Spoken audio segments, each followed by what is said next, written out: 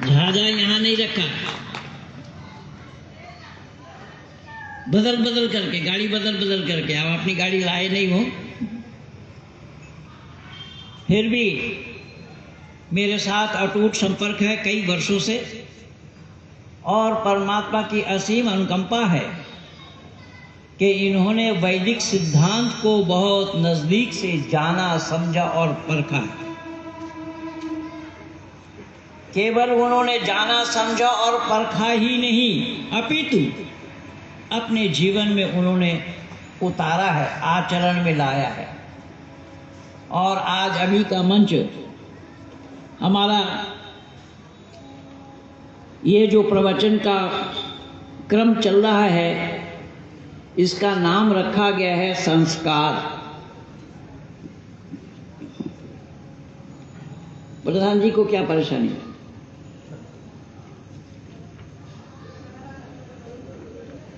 उठा बैठी मत करिए, चुपचाप बैठिए जब तक मैं बोलूं तब तक। प्रदीप जी जब गा रहे थे उस समय तो नाचना कूदना चाहिए था आप लोगों को, और उस समय शोर नहीं मचाए, और मैं आ गया हूं तो उठा बैठी लगा दिया सब। यहां तक के माननीय प्रधान जी भी उठ करके इंस्ट्रक्शन दे रहे हैं माइक सर्विस को, जबकि माइक सर्विस मैं बहुत अच्छा पाया हूं, अनेक जगहों से बहुत अच्छा पाया हूं, मैं तारीफ क्या करूं। तो मैंने निवेदन किया कि हमारे विद्वानों ने बहुत ही सूझबूझ के साथ इस कार्यक्रम का नामकरण किया संस्कार। तो संस्कार शब्द का अर्थ पहले जान लीजिए, समझ लीजिए। संस्कार शब्द का अर्थ होता है परिमार्जित करना, धौत करना, परिष्कृत करना, साफ करना आदि आदि। इस सर्कल में जितने भी शब्द आप इसके साथ जोड़ सकते हैं। यही कारण बना कि मां के उदर में ही 3 संस्कार होते हैं। सुनना माता जरा ध्यान से, जो आपस में बोल रहे हैं तो एक यहाँ पर 3 माइक और है, मैं अकेला 2 ले रहा हूँ, 3 और एक्स्ट्रा रखा है, मैं किसी एक को दे भी सकता हूँ, इतना कंजूस भी मत समझना।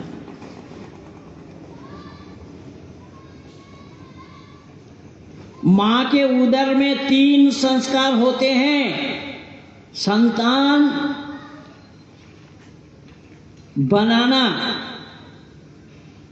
बहुत आसान काम नहीं है, और मानव के बनते हैं संतान, बल्कि परमात्मा का उपदेश है, वेद का उपदेश है, वेद का आदेश है कि हमें प्रजा चाहिए, केवल संतान ही नहीं, हमें प्रजा चाहिए। फिर भी मैं कहूंगा कि मानव के बनते हैं संतान, न कुत्ते के संतान बनते, न बिल्ली के संतान बनते, न सुअर के संतान बनते, न गाय के संतान बनते, न घोड़ा खच्चर गधा के संतान बनते। इनके सब बच्चे बनते हैं, बच्चे होते हैं, और मानव का होता है संतान। और संतान को निर्मित किया जाता है। यही चर्चा हमारे विद्वान जनों ने आप लोगों के बीच में रखा है। संतान का निर्माण करना पड़ता है, संतान को निर्मित किया जाता है, और संतान का निर्माण होता है मां के द्वारा। इसीलिए मैं निवेदन कर रहा हूं कि ये सब जिम्मेदारी मां के ऊपर है। मां जैसा चाहती है वैसा ही बनाती है। पिता का भी योगदान होता है, लेकिन उतने मात्रा में नहीं जितने मात्रा में कि मां का है।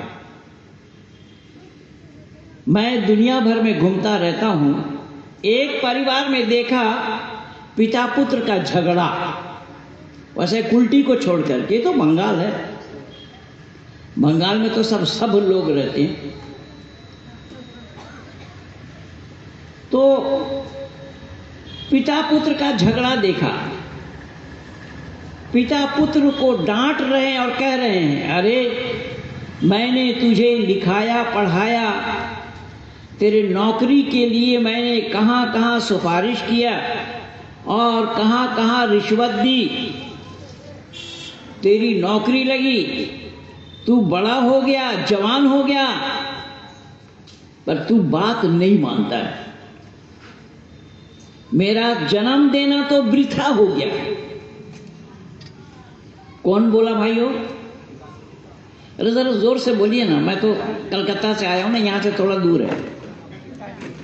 हाँ जी, पिताजी बोले। देखिए, जब खुशामद करने पर तब बोलेंगे, पहले नहीं बोलेंगे, क्योंकि ये लोग बंगाली तो नहीं है ना, ये सब बिहार के हैं और चारा बिहार में ही खाया गया है, बंगाल वालों ने नहीं खाया। ठीक था भाई साहब, वैसे रहने दीजिए।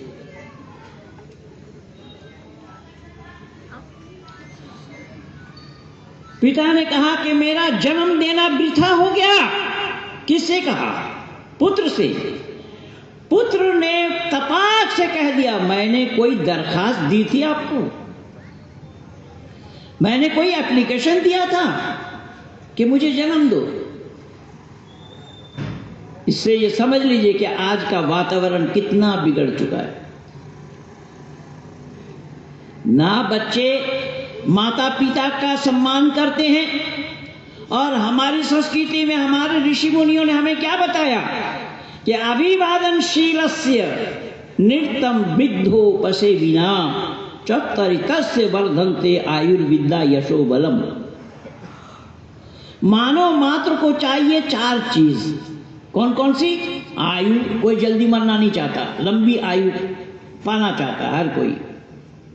आयु, विद्या, विद्वान बनना चाहते हैं, यश, कीर्ति, कीर्तिमान बनना चाहते हैं, और बल चाहते हैं, क्षमता, ताकत। तो शास्त्रकारों ने कहा कि ये 4 चीज बिल्कुल मुफ्त में मिलने वाला है, फोकट में। बोल, फोकट में क्या मिलेगा? और फोकट में ही मिलेगा यही 4 चीज, यही 4 चीज फोकट में ही मिलने वाले हैं। क्या करने से? प्रातःकाल उठकर माता पिता और जो घर के बड़े बुजुर्ग लोग हैं उनका चरण स्पर्श करो, उनकी चरण वंदना करो, उनसे आशीर्वाद लो। 4 चीज मुफ्त में मिलेंगे।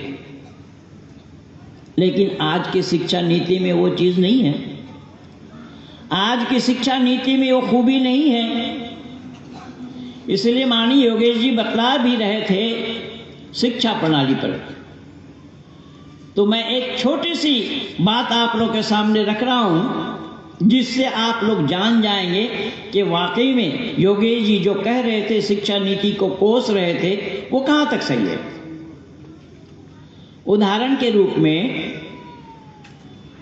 ये मान लीजिए कि ये जहां आप लोग बैठे हैं, आर्य समाज का ये प्रांगण, उदाहरण के रूप में मान लीजिए कि यहां पर मिट्टी की ढेर लगी है और हमारे कार्यक्रम चलना है, इसलिए अधिकारियों ने सोचा कि ये मिट्टी को यहां से हटवाना चाहिए। तो मिट्टी को हटवाने के लिए 20 मजदूर लगा दी। 20 मजदूरों ने 1 घंटे में ही उन मिट्टियों को मैदान से बाहर कर दिया।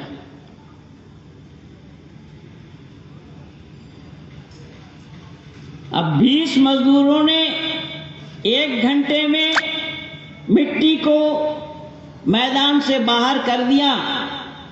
अब आप अंदाजा लगाकर हमें बताइए कि 20 मजदूर के जगह अगर आप 1 मजदूर लगाते तो कितना समय लगता मिट्टी बाहर करने में? 20 घंटा। ठीक बोल रहे हैं भाई। 20 आदमी जब 1 घंटे में जितना काम किया 1 मजदूर लगाएंगे तो गणित का क्रम यही है कि 20 घंटा लगेगा। ठीक है ना? ठीक है, ठीक है, ठीक है। पर मैं पूछना चाहता हूं उन अकल के दुश्मनों से कि एक आदमी कंटिन्यू 20 घंटा काम नहीं कर पाएगा।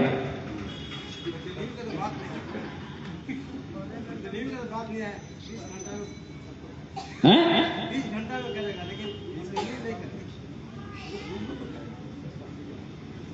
तो अगर गैपिंग करके करेंगे तो घंटा बढ़ेगा कि घंटा घंटा ही रहेगा? घंटी बच जाएगी। यह शिक्षा ही गलत है। इसीलिए भाई योगेश जी ठीक कह रहे थे। और इसी गलत शिक्षा प्रणाली के कारण ही आज वातावरण बिगड़ रहा है। संस्कार दिया नहीं जा रहा है, पाठ उल्टी सीधी पढ़ाई जा रही है।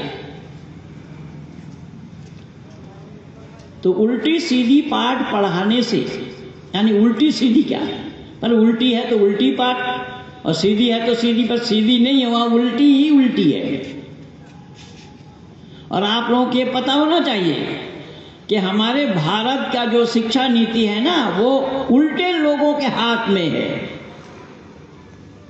जिन्हें बाम मार्ग कहा जाता है, बाम मार्गी कहा जाता है। अब बाम के माने क्या होता है? वही लगाने वाला बाम मत समझिए। बाम के माने होता है उल्टा, और मार्गी माने उस मार्ग में चलने वाला। तो बाम मार्गी, उल्टा चलने वाला। अरे जन्म से लेकर के ये अब तक उल्टा ही चलते आए। जब घर में हमारा बच्चा कोई काम उल्टा कर लेता है तो माता पिता कोसते हैं, बड़े लोग कोसते हैं, अरे तुम्हें सीधा करने नहीं आता। जब देखो उल्टा ही करते, जब देखो उल्टा ही करते। और ये बाम मार्गी कभी सीधा चले नहीं। लेकिन बंगाल का दुर्भाग्य है कि 34 वर्ष तक ऐसे बाम मार्गियों को पाल रखा।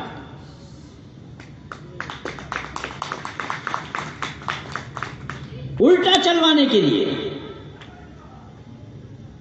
अब आप कहेंगे कैसा, तो मैं बता रहा हूं। और ये सब संस्कार की बातें हैं, ये मत समझिएगा कि मैं संस्कार से अलग जा रहा हूं, कि संस्कार उनको दिया गया ही नहीं, संस्कार उसको मिला ही नहीं।